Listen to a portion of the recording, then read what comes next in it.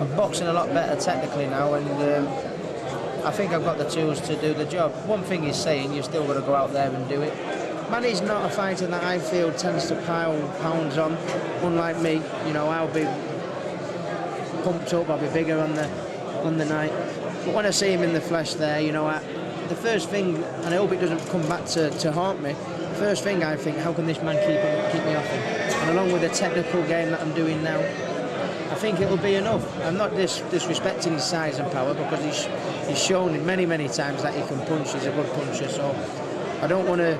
I'm not dismissing his power, but when I just stand next to him, that's how I feel. That's my first impression.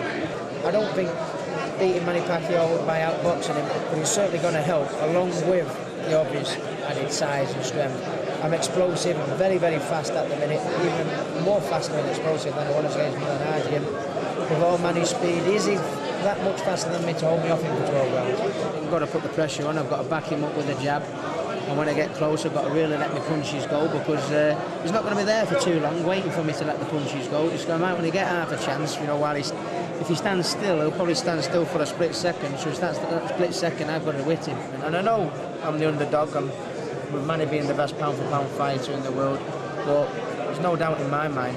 We're with Ray Hatton. We've just had the press conference, the head-to-head with Ricky Hatton. Ray, I mean, what do you go through behind the scenes at this stage with Ricky?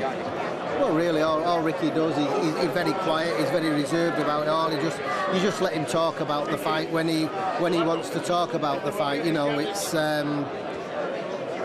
you don't sit down. People may think that you discuss it and discuss it and discuss it and discuss it.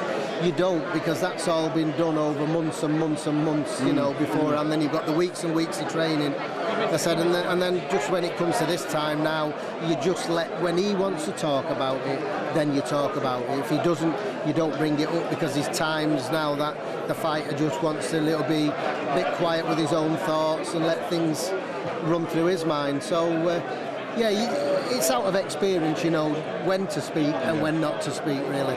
And how do you and Carol kind of bide the time now between, you know, we've got 70-odd hours to go before the fight. What do you do?